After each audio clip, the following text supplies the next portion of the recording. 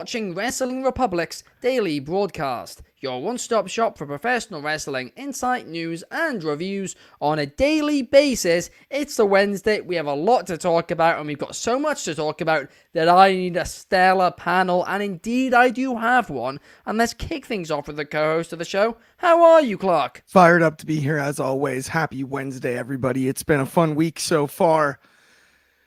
Crazy week. I'm still recovering, I feel like, from Sunday, Ben. It's Wednesday now. It's been 3 days, but 5 hours is a long time, especially on no sleep. I caught up today. I'm back. I'm ready to go. Nice. That is excellent to hear. Yeah, it was a long 5 hours, but it was one of the most fun 5 hours of my life. A fantastic show. No doubt about it. We have Fred Beats is great. Is saying, keep going, guys. This show will catch on. Thank you so much. We really appreciate it. And we have Sick Vicious 1989 saying, good morning. Good morning to you as well. Also, good afternoon to you, Carter. How are you today? Thank you, Ben. I'm doing good. Here comes Icardi. No, I'm doing good. I got Kota Ibushi with me right here. His ankles are equally as intact as the real Kota Ibushi, so he will not be in action today. But no, I'm looking at these topics. I'm excited to get into them. Cardi Cornette missed NXT last night. He's very unhappy about this because of the Olympics and the Sci-Fi Network. But outside of that, we're doing great. Although if you caught the judo was good. Oh, really? Judo was electric. Yeah, no, I haven't seen any of it. I watched probably an hour and 10 minutes of judo. I can't lie. Also, I watched an hour and 17 minutes of skateboarding. Wow. And it was off That's the a charts. sport. It was electric. Clark, you're anti-skateboarding. I thought I was. Changed my mind. Completely changed my mind. No. The street in the Olympics was sweet. Oh, yeah. Snoop was in the crowd, getting everybody going. Oh. Nigel Houston was there. I really like there's this kid for the U.S. that listens to country music, and he's awesome. He's electric. And then the guy that won the gold was from Japan, though. But it was fun. Oh, I haven't seen any of it. All I've heard about is the river was too dirty today for them to do the triathlon, despite the fact they've spent $1.5 billion on it. So money is well spent, lads. We have Bobby Petito in the comments saying, hello, guys. Hello to you, Bobby. And he's saying that Luke Jacobs impressed him at Progress Wrestling. He impresses me a lot every time I see him. He is a heck of a talent and 23 years old. Absolutely amazing. But I've got something to say to open up the show today, right, guys? Because Seth Rollins did an interview, I think, with Sports Center today, and he was talking about the ending of the Shield, the heel turn, and the knock-on effect that it had on the rest of professional wrestling. And I've got something I want to say about it. I think there's a very, very strong argument that the Shield is now the most important faction in the history of professional wrestling. Of course, we know Roman Reigns has gone on to be a WrestleMania main eventer, the biggest star in the wrestling industry right now. Would he have without the Shield? Maybe, but probably not. But as for Seth Rollins, I 1000% do not believe for a second that he would have main evented a WrestleMania if he wasn't in the Shield under the Vince McMahon regime. And as for Dean Ambrose, I don't even think he would have been on the main roster if he wasn't in the Shield under the Vince McMahon regime, because Vince McMahon hates his style of wrestling so much. So, I believe it literally made the WWE careers, I should say, of Seth Rollins and Dean Ambrose. Roman Reigns might have been fine, but we'll never know. But, of course, we know once they split up, Dean Ambrose, he became WWE champion, but he then lost some of his momentum, and he went down to the mid-card, and he left. He then joined AEW at the first ever show, Double or Nothing 2019, and that impact, that shock of him showing up, really established AEW as a competitor to WWE. It made it look like a serious alternative, so that was huge for them as well. And let's face it, if it wasn't for the Shield, that wouldn't have happened. So technically speaking, the Shield is partially responsible for AEW. It's partially responsible for the amazing success wrestling has had over the past 24 months in that Roman Reigns championship reign. I mean, honestly, guys, thinking about it, I think there's a very, very strong argument that the Shield is the most important faction in the history of professional wrestling. Not the greatest, but the most important. But Clark, I want to get your thoughts on this one. So the Shield are really important. They are. And as you mentioned, Ambrose, Moxley, his influence on AEW, Rollins, and his main event influence that he still has to this day, Roman Reigns. But the answer to this question is absolutely no. The most important? Absolutely not. You must be joking with me. When D-Generation X exists, Shawn Michaels and Triple H were the catalysts to the onset of the Attitude Era, which was the second most important transitional period for the WWE in their history as a company. They were the catalysts that got them through their most difficult battle thus far. And now, later, when it comes back around, the two people in charge of creative for the company are the very two figureheads from D-Generation X, Triple H, and Shawn Michaels. DX is the most important group in WWE history, and it's not really close.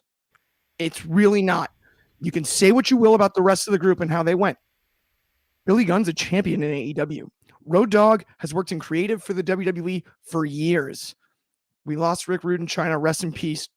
Two all-time performers and deserved Hall of Famers with DX. But DX is the most important group of all time.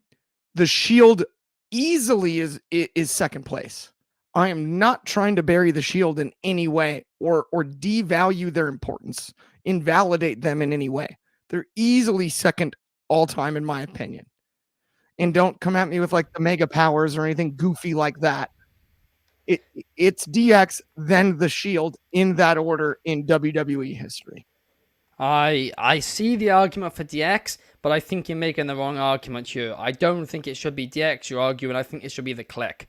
Because it was ultimately then who, spun it into, obviously, WCW, them jumping over to WCW and creating the NWO. The Click has less current influence than DX members do. Well, yeah, but in terms of importance, and I mean... The DX had less long-term influence over the years than the Click ever did. Kevin Nash never worked in creative after WCW. He worked in creative for WCW, not the WWE. Would WCW have had its same success if it wasn't for the NWO? And would the NWO have happened if it wasn't for the Click?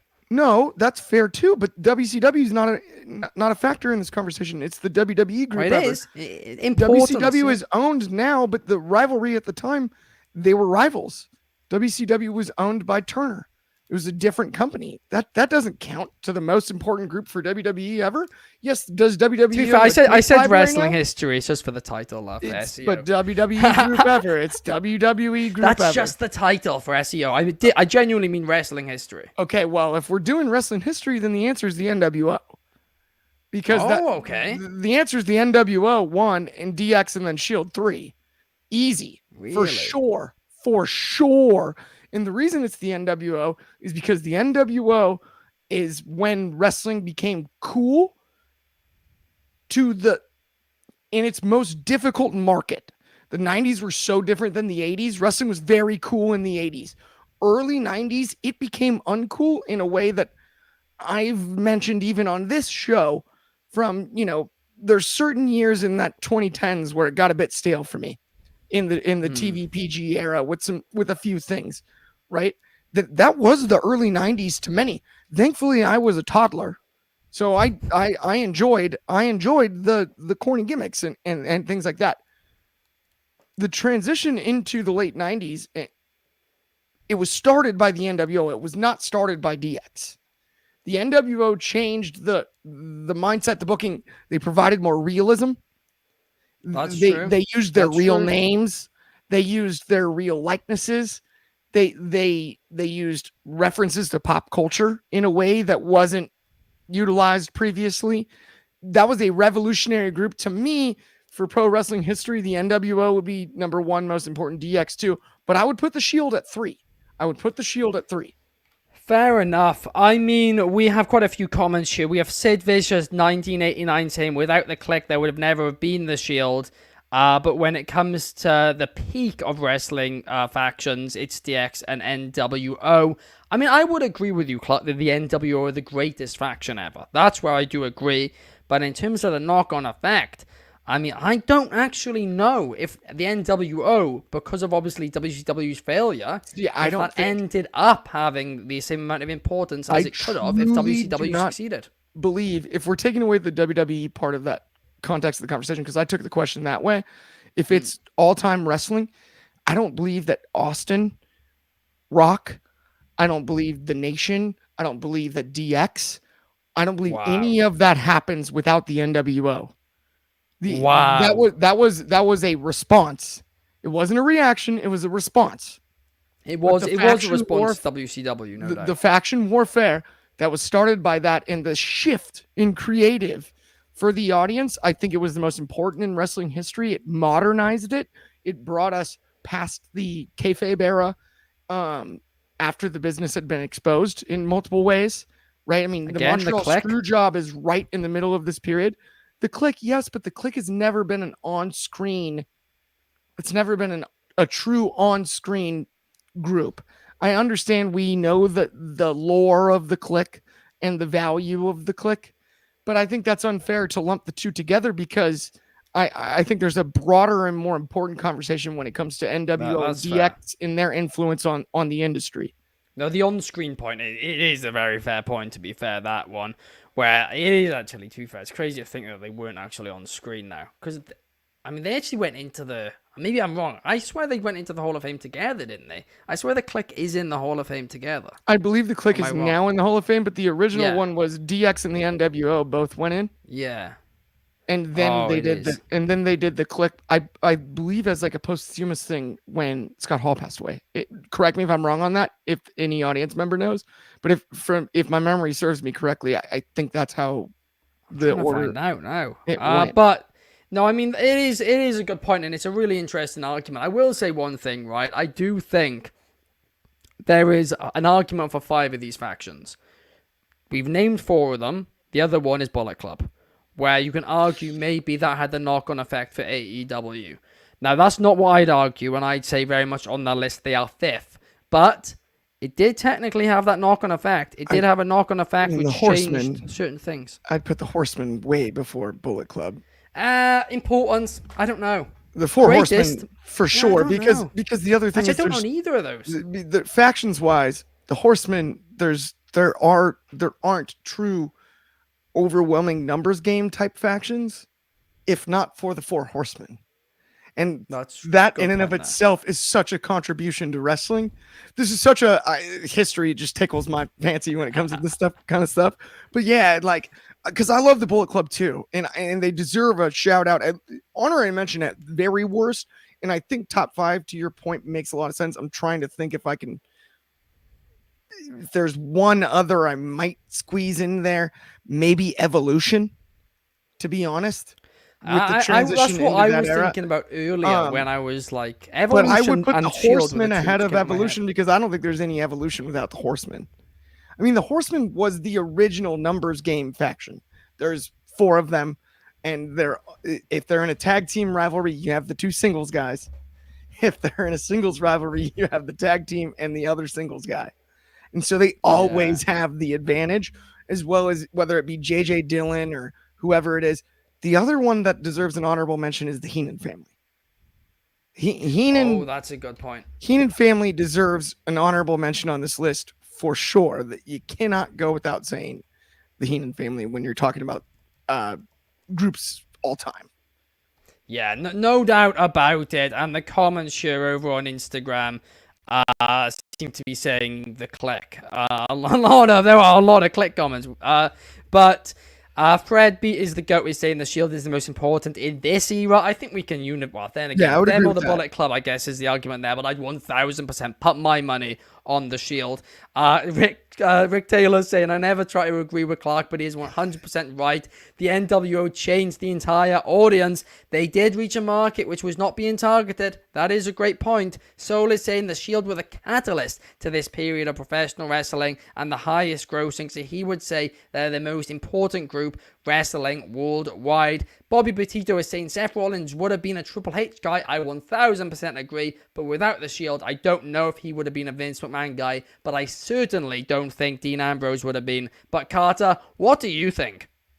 Generally, Clark sucked up all my points. I mean, DX, NWO, a little bit bigger, a little bit more influential because when WCW was a true challenger, DX helped kill him off. But my main knowledge of the Shield is from Mox's book, the audio book, which is fantastic. And I think you could argue they're the most important modern WWE group. So the three guys who panned out, they went on to do such big. Mox is basically sucking up everything the WWE doesn't do. He's blading 5 seconds into the match. He's wrestling in Japan. He's wrestling in Mexico. Like, he's doing amazing things. And then Roman just went on that legendary run. And Seth, I mean, don't forget about Tyler Black too. Like, Seth isn't good just because of the Shield. Like, Seth went on an amazing indie run, but I mean, I had Bullet Club written down too. I do have to say, I don't know if there's a name for this faction, but the group who left All Japan, Misawa, and all those guys who founded Pro Wrestling Noah, I think that was foundational. I mean, it wasn't in North America. It happened in Japan, but I think that was huge. But my personal argument for the most influential group in modern wrestling is Excalibur and Super Dragon. All these WWE guys, Kevin Owens, Sami Zayn, Ricochet. Where did these guys get their bearings? At a rec center in Reseda because of two gentlemen, Excalibur, Super Dragon. Why is wrestling good? Because we have a challenger brand. Who helped start the challenger brand? Excalibur. I mean, there's a lot of how modern audiences react to wrestling because of old PWG. So I am going to be annoying and recommend the local indie favorite. And I have another annoying one. Orange Cassidy with Chikara. If you ever go back and watch old Chikara with Red Ant, Blue Ant, Purple Ant, Yellow, like, that is hilarious. But if you watch his comedy wrestling now that's on TV that Evil Uno's doing, that's highly influential too. So there's other stuff going on at smaller venues with smaller crowds that eventually does get to bigger TV. But I would say they're the most influential group in modern wrestling. Maybe not going back just because of WCW was so strong back in the day. Do you know what, Carter? I'm going to make sure that's posted to the Instagram, and all the comments are going to be like, oh, I'm unfollowing you, Marks, and all of this. But I like it, Carter. I like how you've gone against the grain, gone for a different choice. I like it. And so does David Marge. But I'm going to be honest, there's one thing which I don't like, and that's happened this weekend, and that is AEW Battle of the Belts. Clark, the ratings agree with me, right? They're now down to 300,000 viewers for AEW Battle of the Belts. Of course, The Olympics is on at the minute. That's an interesting point too. You can't ignore that. But, sorry, yeah? I'll be really fast on this one, to be honest, since we took so much time on the first topic. The answer is yes, they should stop. I didn't get to my point yet. Go, you give your point. But no, I mean, that's basically the debate over. Yeah, I think they should stop. The ratings are going down, and the entire point of AEW Battle of the Belts was to bring wrestling to Saturday night for the first time in decades. But now you got AEW Collision, so it's pointless. You've already got it. So that's my thing, is this is a pre-Collision thing. Yeah. That made a lot of sense as a Saturday night special, a la Saturday Night Main Event back in the day. Yeah. A lot of nostalgic marketing during this phase of AEW when this contract was signed. Now, obviously, you're obligated to the network to continue to fulfill your bookings if you've signed a deal. But when this one expires, this isn't one I would chase a renewal on. Stick with Collision, stick with Rampage. I completely agree with you. Sorry, I didn't mean to jump your ship there. I just knew we were already ahead of the game, and I'm like, this is such a quick answer for me. It's like simply, it's obvious. I've enjoyed many Battle to the Belts, I haven't. Pre-collision. Okay. No, Pre-collision. fair enough. But I just don't think there's been any good battle for the belts on Battle of the Belts. Right. There's not been any important fights. The one really good match that I remember is I believe there was one Hangman one that I remember being really good. Yeah, maybe it was a Hangman. I want to say was Hangman Adam Cole Battle of the Belts? That might have actually been.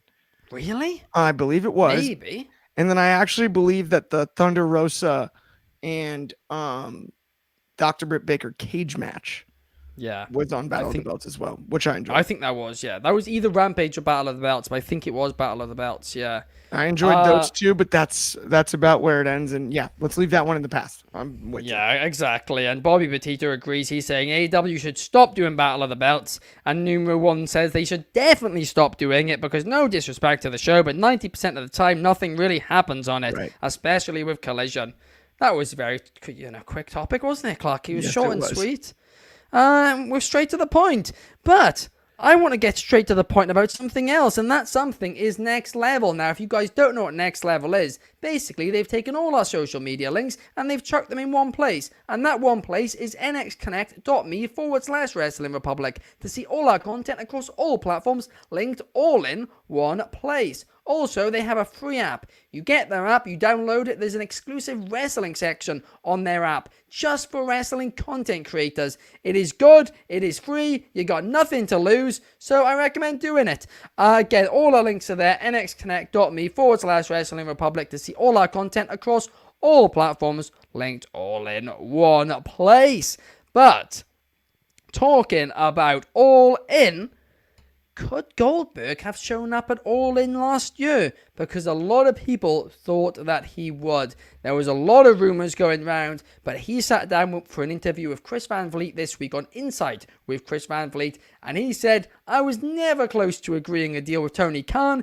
Tony Khan is like the female version of Dixie Carter, and he said that's not necessarily a bad thing, but it's not a good thing either. He said he's never really watched AEW, and he basically made out, right, without explicitly saying it, that all this stuff that Tony Khan had said about him and Goldberg being friends just wasn't really true. It was a very interesting interview, but the conversation that I want to have here is, should Goldberg, when he left WWE, when he decided he could, well, not decided, he figured out he couldn't have that retirement match, should he have gone to AEW? Well, Carter has left the building, but somebody who has not is Carty Carnett. Carty, you've been gone for ages. What's happened? I had to step in here when I heard that Orange Cassidy and the whole anthill were the greatest faction in wrestling. Are you kidding me? Now, Mr. Goldberg, you've been pushed to the moon. You look like $1 million. But let me tell you something, Mr. Goldberg. You did not go through my developmental system at OVW, like Mr. Batista, like Mr. Cena. And we have one rule in this business, and that is to work safe. And Goldberg, as we all know, is not necessarily the safest worker. He is the perfect fit for Tony Khan and his collection of kindergartners in AEW. He could kick John Moxley right in the head as he's bleeding all over the ring, potentially injuring his neck for the rest of his life, and he will fit in perfectly with the rest of the untrained professionals that Tony is paying millions of dollars to be running stunts on live television. So, by all means, throw him in there. He's going to fit right in with the Buckaroos, and you know who, the Paradiem, whoever this new guy Tony's pushing is. He is the perfect fit for AEW. Clark's just dying listening to that.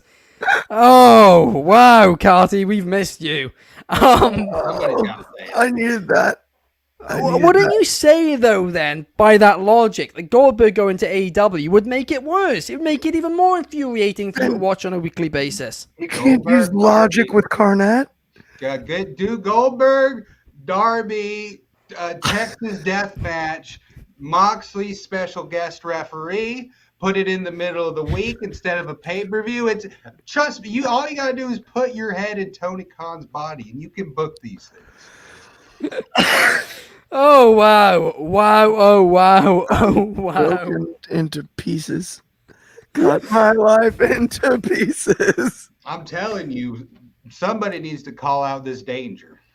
I mean, listen, a lot of people are saying, Cardi, that it sounds like something you would say when Goldberg called Tony Khan the male Dixie Carter. I mean, is that something you'd agree on? Oh yeah, I mean Tony's got a blank checkbook and he's playing it around with his figurines. So that by all means that's a fair comparison. But Mr. Goldberg, you've been pushed to the moon with nothing but a body. You got practically no so take it. Don't bite the hand that feeds you because they don't want you working over at the company where they He actually said know how to rap. figurines. He said figurines. Talking about figurines. Open the roster. He's back. It's a big roster, Clark. I don't know how profitable it is with that many figurines in the drawer. Yeah, maybe some of them are collecting dust too. I mean, that's maybe the joints aren't working. Where is Bandito? Where is Bandito? I may not have abs, but at least I don't have to do abs at the gym this week. You'd be in a lot of pain. I mean, to be fair, Carty, right? A lot of the figurines, his legs seem to be falling off lately. There's been a lot of injuries, hasn't there, on that roster? So maybe it is a fair comparison. Right here, one of the cream of the crop. I mean, Mr. Gentleman, he breaks one ankle and he's in the ring the next week. Why not have Goldberg do a stiff kick to the head of all these? I mean, what? Tony, call me, Tony. I can book this. This is not that hard. This is not Georgia territory wrestling. I can book this, Tony. My goodness. Oh gosh. Well, we have a comment here from Numero One Superfly saying, even if Goldberg went to AEW in a what-if scenario, he would have just buried Vince McMahon for never giving him his retirement match. That's true. We have Bobby Petito wanting a Goldberg retirement match in WWE. Would make a lot of sense. And also Bobby is laughing at you, Carty Carnett. But let's now move on to talk about your favorite promotion, Carty, and I'll get your thoughts on it in just a second. AEW Dynamite, because tonight we have AEW Dynamite. It's not a special. There's been quite a few special weeks in a row. This week is just a normal AEW Dynamite, which arguably feels more special because all the previous weeks have been specials. But it actually is such a stacked card that it could be a special, because we have Darby Allin versus Hangman Page. We have the CMLL Women's Champion Willow Nightingale versus Chris Statlander in an eliminator match. As you all know, that's my least favorite thing in the world, but hey, that match I actually think will be great. We have Will Ospreay versus Lance Archer. We have Mark Briscoe, Orange Cassidy, and Tomohiro Ishii versus the Beast Mortis, Roderick Strong, and Roosh. I mean, that six-man tag team match is very random to me, but I think it's going to be a lot of fun, no doubt about it. Mercedes Moné and Camille will appear. Bryan Danielson will be there in person to do a promo. And Renee Paquette will conduct a sit-down interview with Mariah May, who at Wembley Stadium, I mean, it's less than a month from now, is going to bring it home. She's going to win the belt, and all us Arsenal fans are going to celebrate, and it's going to be absolutely brilliant. It's going to be the best day of my life. Mariah May, we absolutely love you. We support all our fellow Gunners. But, Carty, what are your thoughts on this AEW Dynamite card tonight? What are you looking forward to the most? And yeah. I actually think this is booked pretty good. I think the Mariah May, Tony Storm storyline has had a perfect build-up. The timing's been perfect. I think it's just been... Now, seeing Willie Ospreay jump and bounce around and flippy-do and do 89,000 of those Japanese moves instead of my standard pace of 70s style Harley race wrestling, that's going to get me a little dizzy. So I'm a little worried about that. that women's match for the CMLL title, Equilibrium, an absolute barn burner. I'm a big fan of Mr. Tomohiro Ishii. I absolutely love him. Every time he chops somebody in the chest, take a shot. You will have alcohol poisoning by the end of this, and he will be bumping chests. The only thing I am worried about is will the casualness of Mr. Pockets, Orange Cassidy, rub off on my boy, Mr. Ishii. And I'm a big fan of, I believe it was Mortus. who has come over from another promotion, which we will not name in order to follow various copyrights, etc. I think he's a hard-hitting, fantastic luchador. So I actually think tonight's great. Congratulations, Tony. You didn't put a cage match on a non-pay-per-view, so good job. You're not just blowing money for no reason. So I actually have hats off. I give it 4 stars for the booking. I am absolutely shocked that you like this card, Carty. That might be the most shocking thing I feel all week. No hardcore matches. Oh, I forgot Darby's in there, so Darby might break his back. No, we love Darby. He works hard. We just think he needs to slow down a little bit. Go at the Harley Race tempo. What are your thoughts on the eliminator stipulation, the elimination match stipulation, where if you win, you have a title shot. If you beat the champion, you don't have a title, but you got a title shot. It's all complicated. What are your thoughts? You know, Benjamin, there's a lot of cheating in the sport of professional wrestling. So I think by having it this way, you don't have these titles, because our issue with AEW is these titles are flying in. And as you know, I'm very passionate about the issue of violence against referees. I have seen so many referees go down in the last year or two. I think by making sure if you win that title, you have it, it protects the honor and integrity of the sport. So I'm actually a fan. I understand it stretches it out, but that's what we need to do. We need to protect these workers and keep the business safe. Yeah, absolutely. I do think for sure referees need to be protected a lot more, especially in Chicago. But Clark, I want to get your thoughts on tonight's AEW Dynamite card. Okay, I'm going to address one thing and one thing only out of the gates here, and that is this stupid, ridiculous title eliminator thing.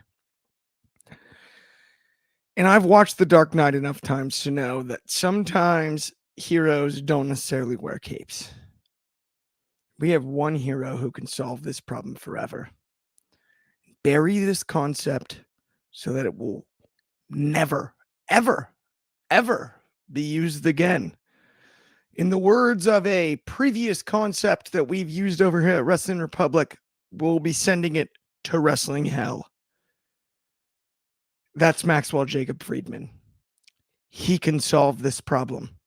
He's the one man that can solve this problem. That is not tonight. And this is not the AEW Dynamite preview when I'm saying this. This is just a speech and a rant that I've been wanting to go on for a long time. Maxwell Jacob Friedman can solve this problem. And you know how he does it. He has a title eliminator match. And he uses either that dynamite diamond ring or a steel chair or a weapon of sorts. And he loses by disqualification. And they get a title match. And that's great. And next week he does the same thing and retains. And he does it again and again and again until we never, ever book a match this way again. Max, for us. Do it for us. We need you, MJF. We need you. I'm begging you. Fix this problem forever. You're the one man who can do it. The ball is in your court. The ball is in your hands. You can abolish this horrible concept for the rest of eternity. You can rid wrestling of just a terrible booking decision that was developed in the mid 2010s during the WWE. All the time. It happened all the time. Champion loses, keeps his belt. Stop that. Fix it, Max. Fix it. Get DQ'd twice in a row and then keep doing it. Keep doing it. Keep doing it. You'll be undefeated. The draws, the DQ finishes are basically no contests. Don't count on your record, even if we're doing records. It doesn't matter. He's still undefeated. Well, fix it for us, Max. You are wrong about one thing there, Clark. MJF is not the only person who can fix it, because there is another person who can fix it, and that man's name is Tony Khan. Just don't buckle them. Like, what? No. In your words, what are we doing here? What is the point in them? I don't get it. I agree, but the WWE still does it too. The WWE still does it too. They've Contender stopped matches, it, haven't they? Less. They've done it less. They've done it less. They're dumb too. Here's what I'm 2020, saying whatever it was so bad. Here's what I'm saying is Max can make it so goofy, no one ever does it again. It's not Hopefully. yes, Tony can stop it, but Max can give you a visual representation of how dumb it is in a way that no other performer is truly capable of. And that to me is worth the price of admission. They can't do DQs or their fan base goes nuts. No, that's the brilliance. Max is a heel. I know the fan base is supposed to go nuts. But they're going to be up in arms as it is. He's going to have his own personal ref stand here and go, look at me, and then drill the guy with a weapon, roll out from under the ring, walk backstage to his music. Do it 4 times. We'll never see it again. It'll be over. Mike. I'm begging you, Max. I'm begging you. For us, for pro wrestling. Do it. Well, I personally tonight, I'm very excited for Will Ospreay versus Lance Archer because they had a match in New Japan Pro Wrestling a couple of years ago, and it was a little bit of a banger. So I'm excited for it tonight. I reckon Will Ospreay's probably going to take another couple of years off his career, but I think it's going to be an absolute banger of a bout. So that's what I'm personally most excited for. But, I mean, they're on a bit of a run. A few weeks away from All In. Clark, hopefully we'll see you there. Hopefully we'll both be there. I'm as excited about the Archer stuff as you are because I think Lance is, we talk a lot about big men in AEW that have been underutilized, whether it be Wardlow or Brian Cage, names like that. Archer, if you actually look at his match history, Moxley in an unbelievable main event, an awesome Texas death match with Hangman Page. Where is the Murder Hawk Monster when you need him? And there was a time and space where Lance Archer alongside Jake Roberts, it's one of the coolest acts going in AEW. It was so sick, and it's a shame. I understand with Jake's health, he's towards the end of his, run, probably being on TV. It's a lot of work with the travel and whatnot. And so this is no knock because Jake the Snake is one of my all-time favorites. Easily. I think he's world class, and I think he made that act as much as Lance did. But Archer, any moment it does still feel like he can win.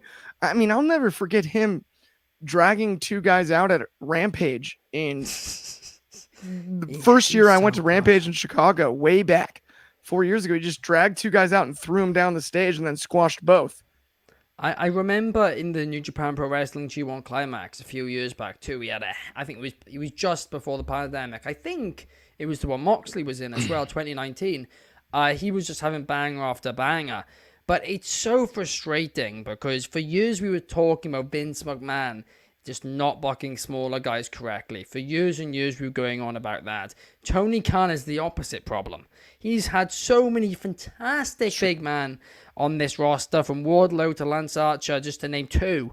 And he's just not utilized them correctly. Brian Cage. I mean, Keith Lee's a health thing. Yeah, Keith Lee's a health thing. For sure. I totally agree. And I mean, it's difficult. Big Bill, I actually think they're weirdly doing a decent job with right this second. Hi, guys. But